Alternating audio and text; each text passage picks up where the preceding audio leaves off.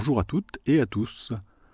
Depuis juillet 2023, j'ai le plaisir d'accueillir le podcast BDSM de Larry. En voici un épisode.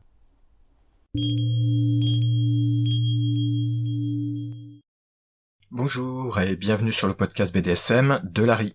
Je suis Larry. Ceci est le 34e épisode.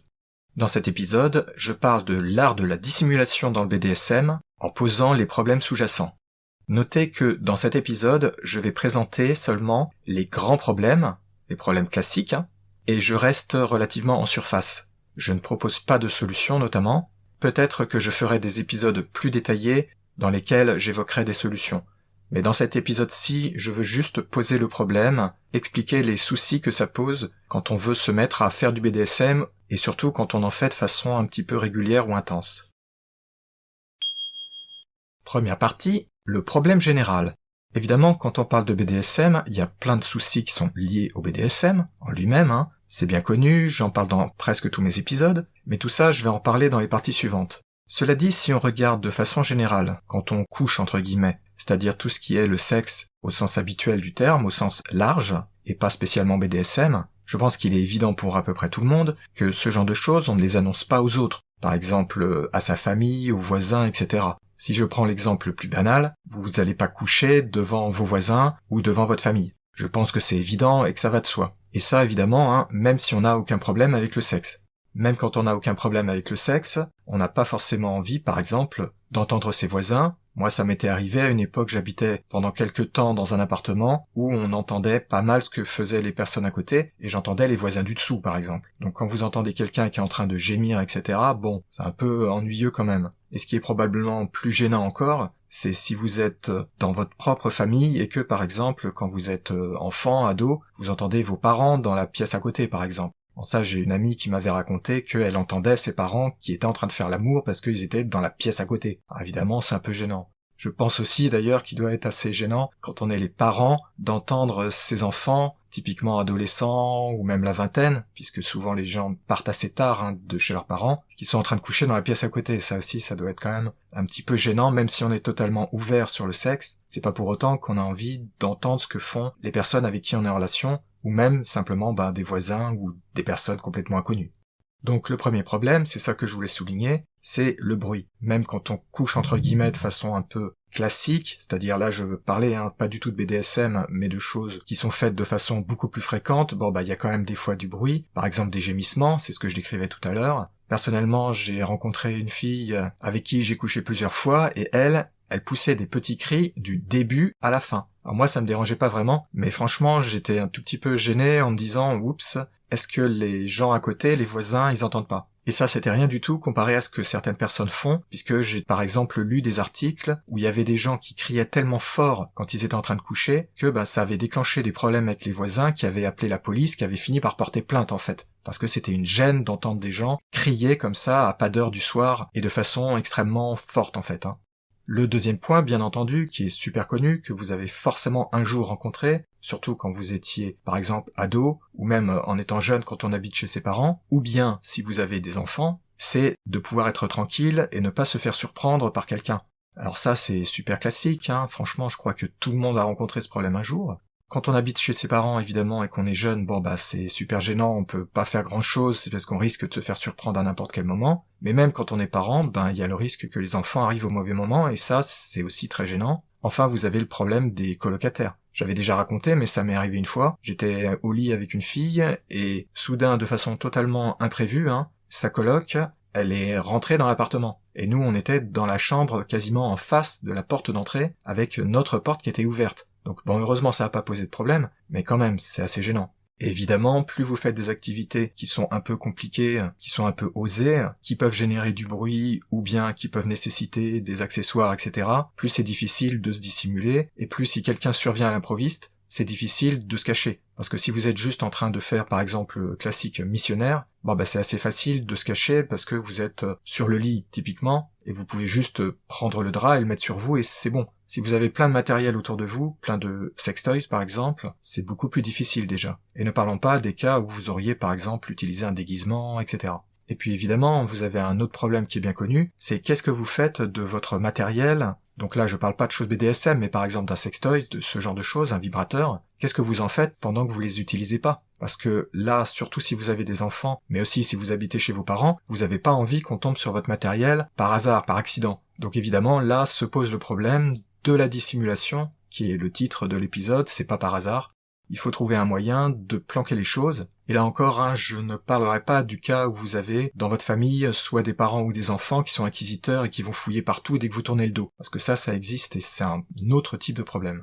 En résumé, je viens de faire un petit topo très rapide, très superficiel, juste pour refaire le tour du problème et bien remontrer que, vous le saviez évidemment tout ça, mais pour bien réinsister sur les problèmes qui se posent déjà quand on parle juste de sexe entre guillemets classique, dirons-nous, en tout cas pas forcément des choses du genre BDSM. Mais évidemment, si je fais un épisode dédié à ça dans le cadre du BDSM, c'est parce que, bien entendu, quand on y rajoute en plus la couche BDSM, et surtout si vous faites des choses un peu intenses ou si vous avez beaucoup de matériel, les problèmes que je viens de décrire, ils augmentent de façon assez importante. Parfois de façon vraiment très importante au point que c'est un souci majeur. Je vais donc parler de ces problèmes-là dans un cadre BDSM pur cette fois, dans les parties suivantes. Deuxième partie, les problèmes dans un cadre BDSM quand on est en privé. Dans cette partie, je vais parler uniquement du côté privé, c'est-à-dire quand on est chez soi, dans la chambre à coucher, ce genre de choses. Le premier problème, évidemment, vous vous en doutiez, je l'avais évoqué tout à l'heure, c'est le problème du bruit, bien entendu. Alors, c'est pas forcément un problème pour tout, parce que dans le BDSM, il y a énormément de pratiques, et un grand nombre de ces pratiques ne sont pas des pratiques qui génèrent spécialement du bruit, mais il y en a qui sont assez bruyantes, et qui peuvent même être dans certains cas très bruyantes. C'est notamment le cas, bien entendu, pour le SM, le sadomasochisme. Vous avez le bruit des coups, que ce soit la fessée, le bruit du fouet ou du paddle, et ensuite vous avez les éventuels gémissements et cris. Alors quand on fait des choses intenses, ça peut être assez fort comme bruit, à la fois pour les coups et aussi pour les cris, évidemment. Du coup, c'est pas du tout facile de se protéger, de se cacher quand on a des voisins ou quand on a des personnes qui risquent d'arriver de façon impromptue. Même si on habite dans une maison un peu isolée, c'est-à-dire que les voisins ne vont pas tout entendre, contrairement à quand on est dans un immeuble, évidemment, où vous le savez, la plupart du temps, si on parle un peu trop fort ou si on fait un peu trop de bruit, ça s'entend à travers les murs ou les plafonds ou le plancher. Mais même quand on est dans une maison, il reste forcément le risque que quelqu'un survienne. Ça peut être le facteur, des voisins qui viennent demander quelque chose, ou bien des membres de la famille, évidemment. Ce qui m'amène au deuxième problème, c'est de ne pas être dérangé ou d'éviter de se faire surprendre pendant qu'on est en train de faire ses activités BDSM. Au-delà du bruit, il y a aussi le problème que, quand on fait du BDSM, par exemple, on va avoir sorti des accessoires, on a pu installer des matériels, peut-être installer un décor pour faire une sorte de donjon, entre guillemets, on peut aussi avoir des déguisements, mettre différents types de vêtements, et puis bien entendu, vous avez aussi le problème du bondage, c'est-à-dire si une des personnes est attachée, typiquement sur le lit, bien entendu. C'est évident que toutes ces choses-là, si jamais quelqu'un survient, vous pouvez pas en un instant tout faire disparaître. Tout à l'heure, j'avais évoqué le cas du missionnaire où il suffit de s'arrêter et puis vous pouvez, même si vous êtes nu ou nu, prendre le drap et puis vous cacher dessous, c'est pas un problème. Mais comment vous faites quand vous portez un déguisement qui demande peut-être plusieurs minutes pour le mettre ou pour l'enlever? Et le pire, c'est qu'est-ce que vous faites quand vous ou votre partenaire est attaché sur le lit? C'est évident que là, aussi rapide que vous puissiez être, si jamais quelqu'un vient à l'impromptu, c'est pas possible instantanément de réagir. Par conséquent, il faut arriver donc à trouver des moments, des périodes où on est sûr de pas être dérangé, et où le risque d'être surpris, en fait, est contrôlable et très faible ou nul. Alors parfois c'est possible, mais parfois c'est difficile. J'ai raconté tout à l'heure le coup de la colocataire qui arrive de façon totalement imprévue. Vous pouvez avoir de la même façon, même si vous habitez dans une maison, je l'avais dit tout à l'heure, quelqu'un qui vient pour une livraison qui n'était pas prévue ce jour-là, les voisins qui viennent déranger pour ci ou ça, bref, il y a quand même une certaine marge d'incertitude, donc c'est pas évident. Alors évidemment, ça va de soi, je l'avais évoqué dans la partie précédente, tous ces problèmes sont beaucoup plus aigus quand on habite en famille. Si vous êtes juste seul ou en couple, le problème il est quand même beaucoup plus faible. Mais si vous avez des colocs et surtout si vous avez de la famille qui habite avec vous, alors là le problème il est vraiment beaucoup plus fort. Et c'est quand même la situation de la majorité des personnes qui font du BDSM. Et puis il y a un dernier problème, évidemment, que j'avais déjà évoqué tout à l'heure, mais j'en avais parlé que pour les accessoires de type sextoy, c'est qu'est-ce que vous faites pour cacher vos matériels pendant que vous ne vous en servez pas. Tout le monde, évidemment, ne peut pas se permettre d'avoir comme moi, par exemple, j'ai des chaînes autour du lit qui sont installées en permanence, mais ça, il n'y a pas grand monde qui peut se permettre de faire ça, parce que, soit vous avez vos enfants ou vos parents qui peuvent survenir, soit même si ce sont juste des amis qui viennent en visite par exemple, vous avez peut-être pas envie de crier sur tous les toits que vous faites du BDSM. Tout le monde ne peut pas se permettre de quasiment l'annoncer comme ça tout haut. Du coup se pose le classique problème de cacher tout ça. Et les matériels de type BDSM, il y en a beaucoup qui sont assez encombrants. Il y en a même, c'est impossible en fait de les avoir dans un bâtiment normal parce que ils sont trop visibles, ils sont trop gros, comme par exemple des bancs à fessées, des choses comme ça. Mais même pour des choses plus basiques, prenons par exemple un exemple tout à fait bête, ce sont des menottes, des choses comme ça. C'est clairement des choses qui, quand quelqu'un les voit, si quelqu'un tombe dessus par hasard, qui indique en gros dessus, vous pourriez quasiment mettre une feuille de papier disant « Coucou, je fais du BDSM » quand vous avez des accessoires comme ça chez vous. Donc c'est bien pire encore que si quelqu'un tombe par accident sur vos préservatifs, bon ça je pense qu'il n'y a pas grand monde qui dira quelque chose, sur vos sextoys, alors là ça pourra déjà être plus un problème, parce que ça dépend des personnes avec qui vous vivez, ou des personnes qui viennent vous visiter, mais si on commence à parler des menottes, des fouets, des paddles et des choses qui comme ça annoncent en gros que vous faites du BDSM, c'est vraiment un beaucoup plus gros problème.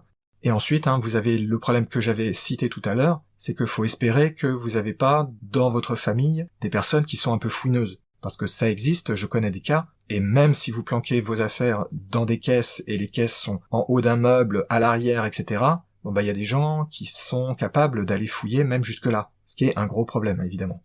Donc tous ces problèmes, ils se posent déjà quand on n'est pas en train de parler de choses du type BDSM, mais évidemment, quand on y rajoute la couche BDSM, ça augmente vraiment les problèmes, ça augmente vraiment les risques, et si jamais on est pris, entre guillemets, que quelqu'un tombe sur tous ces accessoires, matériels, etc., ça peut avoir des conséquences pas négligeables à cause de tous les préjugés, j'ai pas besoin de revenir sur les détails, de tous les préjugés qui sont associés au BDSM. Mais là, j'en parlais en privé. En privé, c'est déjà plus gérable qu'en public. Qu'en est-il quand on est en public? Troisième partie, les problèmes dans un cadre BDSM quand on est en public, entre guillemets. Alors ici, attention, quand je dis en public, je veux pas dire que vous allez sortir dehors en tenant votre copain ou votre copine avec une laisse et en lui donnant des coups de fouet, ce genre de choses, ou vous en étant tenu en laisse, etc. Là, ce dont je veux parler, c'est pas de ça, ce que je veux parler, c'est quand on est en dehors de sa relation pure et de chez soi, et qu'on est forcé de se trouver en relation plus ou moins directe avec des tiers. Alors je vais vous montrer des exemples, vous allez tout de suite comprendre ce que je veux dire. Le premier problème tout bête, ce sont les achats. D'abord, les achats dans les sex shops. Si vous allez donc acheter des choses de type BDSM dans un sex shop, j'ai pas besoin de vous faire un dessin. Il y a encore plein de gens qui ont des peurs d'aller dans des sex shops, qui ont des scrupules d'y aller, qui sont gênés, même de nos jours. Bon, moi personnellement, ça m'a jamais dérangé, mais je sais qu'il y a beaucoup de gens qui ont des problèmes avec ça. Si en plus vous allez demander aux vendeurs, aux vendeuses, « Ah oui, je voudrais des menottes, je voudrais un fouet, etc. » Ok, c'est pas forcément évident, même si vous savez bien que ces gens-là, ils ont tout vu.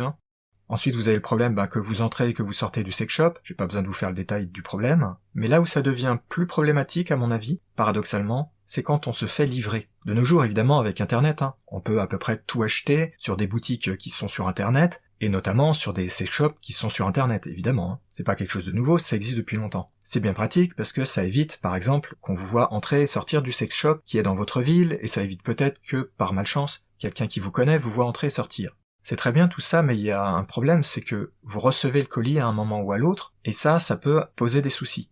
Alors évidemment, quand vous regardez ce que disent les sites de type sex shop notamment, ils annoncent toujours en gros que ça va être quelque chose de totalement anonyme, c'est-à-dire il n'y a rien marqué dessus, il n'y a pas marqué en gros sex shop machin, il n'y a pas marqué en gros adult only. En théorie, en tout cas, il n'y a rien sur la boîte elle-même qui vous sera livrée qui puisse attirer l'attention et faire penser que ça soit des accessoires de type sex shop, de type BDSM ou quoi que ce soit. Ça pourrait aussi bien être des livres ou bien être un oreiller ou tout ce qu'on veut.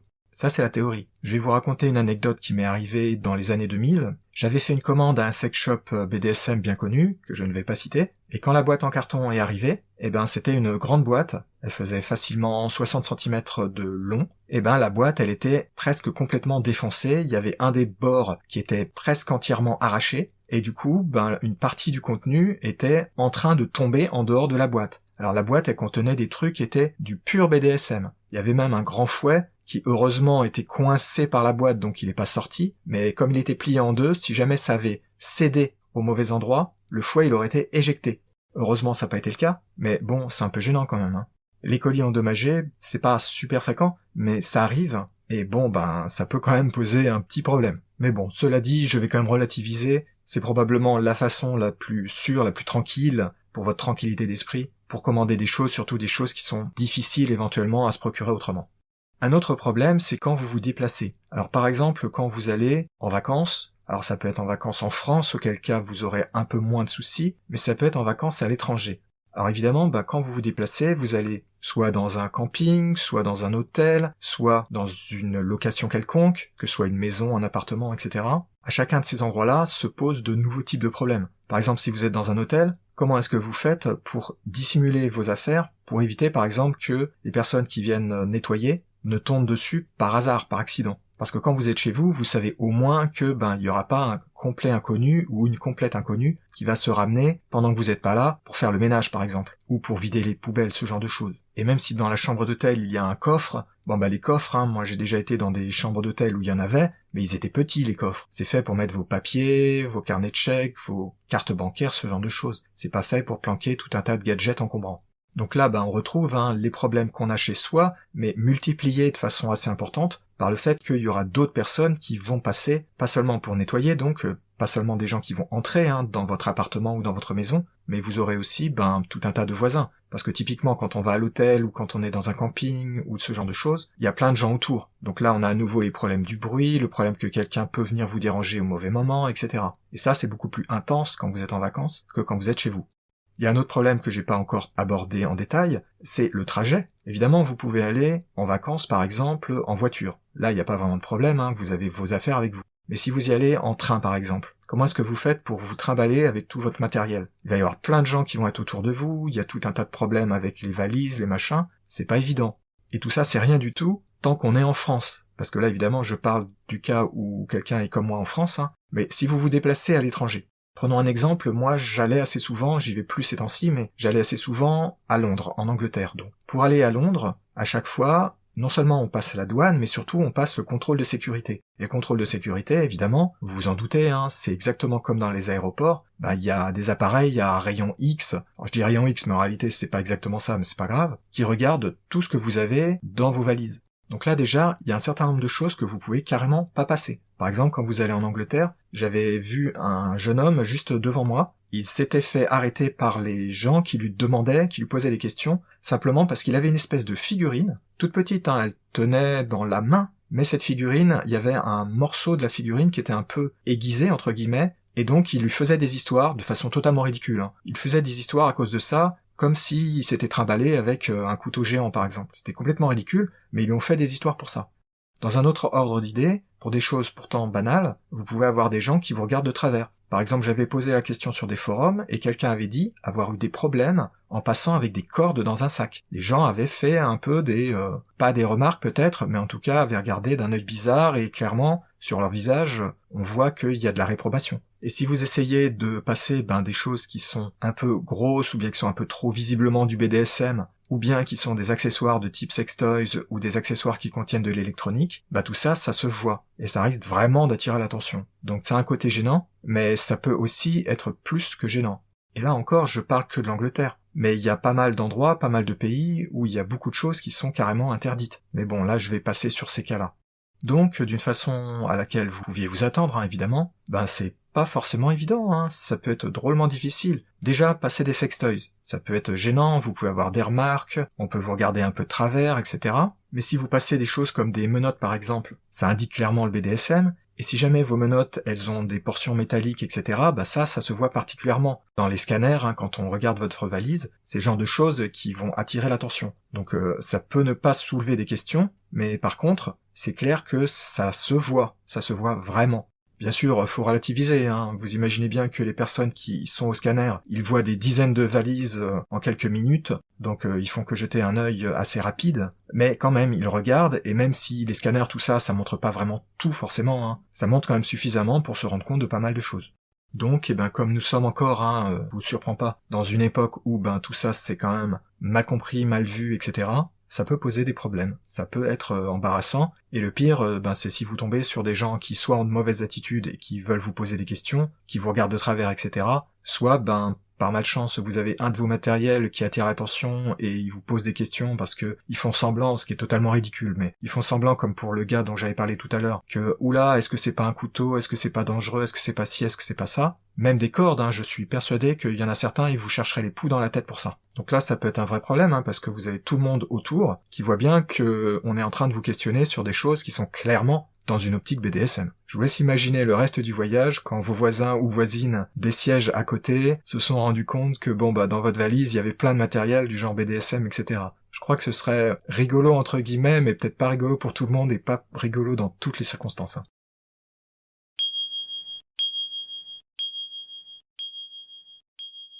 Vous voyez, là je voulais juste faire un petit topo des problèmes, et des problèmes, il y en a pas mal. Vous connaissiez forcément ceux qui sont reliés au sexe entre guillemets normal. Plus vous ajoutez d'accessoires, plus vous ajoutez des déguisements, plus vous ajoutez des choses qui sortent entre guillemets du commun. On se comprend, parce que je dis hors du commun, mais pas forcément des choses extraordinaires. Dès que vous ajoutez des déguisements, dès que vous ajoutez des sex toys, et évidemment, dès que vous ajoutez des choses qui sont un peu tendancieuses, entre guillemets, c'est-à-dire tout ce qui va dans le BDSM, un paddle, un fouet, des menottes, des choses qui attirent clairement l'attention et qui montrent de façon claire ce qu'on fait, le problème, il devient vraiment, vraiment important. Vous avez aussi donc le problème que j'avais décrit, de comment cacher tout ça quand vous êtes pas en train de vous en servir. Et ne parlons pas donc des problèmes quand vous devez vous déplacer, parce que y a pas de raison, je l'avais pas dit tout à l'heure mais c'était implicite. Je pense que quelqu'un qui s'intéresse à ce genre de choses s'y intéressera aussi en déplacement, il n'y a pas de raison forcément de se priver, mais bien entendu ce sera surtout aigu pour les personnes qui sont à fond dedans, les personnes qui sont comme moi par exemple. Parce que je pense pas que quelqu'un qui fait juste une fessée 1 ou 2 fois par mois va se trimballer avec une valise entière de menottes ou des choses comme ça, évidemment. Mais tant que les activités du type sexe, et encore plus les activités de type BDSM, restent des choses quand même qui sont pas des sujets qu'on peut si facilement que ça aborder, qui sont pas conçus par la plupart des gens comme étant des choses banales, qui n'attireraient pas l'attention, tant que tout ça, ça reste des problèmes, que ça reste plus ou moins des tabous, surtout évidemment pour le BDSM, on peut pas se permettre de faire ce qu'on veut malheureusement, et donc on est obligé de se cacher, il n'y a pas d'autre mot, on est obligé de se cacher. Et quand vous faites du BDSM, quand vous avez vraiment du matériel, quand vous avez des accessoires, quand vous faites des choses un peu fréquemment ou un peu intenses, il y a vraiment besoin, de façon beaucoup plus importante, de faire attention à tout ça, il y a besoin de se cacher, il y a besoin de se dissimuler. Donc malheureusement, en conséquence, quand on fait du BDSM, surtout si on en fait donc de façon un peu intense, on ne peut pas ignorer tous ces problèmes, et on est obligé de trouver des solutions, des comportements qui permettent de se dissimuler, et c'est ça que j'appelle l'art de la dissimulation dans le BDSM. Alors dans cet épisode, comme je l'avais annoncé dans l'introduction, je vais pas vraiment entrer dans des solutions, je vais pas présenter des solutions, des moyens vraiment de cacher tout ça, parce que il y a beaucoup de possibilités, beaucoup de problèmes, et c'est encore plus aigu évidemment, si vous faites pas partie des quelques personnes qui osent en parler ouvertement ou se présenter ouvertement comme en faisant du BDSM. C'est quand même un pourcentage qui est très faible. Donc on verra, peut-être que je ferai d'autres épisodes où j'aborderai de façon beaucoup plus précise, beaucoup plus limitée en périmètre, des problèmes dont je viens de parler et des propositions de solutions. Bon, évidemment, moi j'en utilise un certain nombre, mais il y en a d'autres dont j'ai pas besoin, à cause de ma situation un peu particulière, vu que je suis à fond dans le BDSM. Mais on verra, peut-être que je ferai de futurs épisodes sur ces sujets-là. Faut encore que je réfléchisse à comment présenter les choses. J'espère que cet épisode vous a intéressé, qu'il vous aura plu.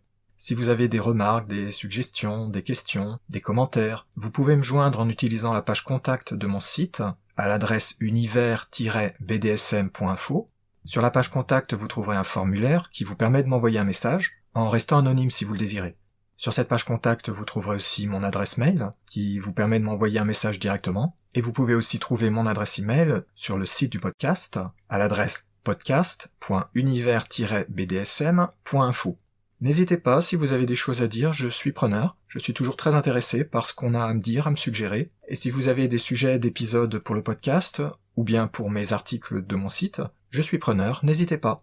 Merci de m'avoir écouté, et je vous dis à bientôt pour de nouveaux épisodes sur le podcast BDSM de Larry.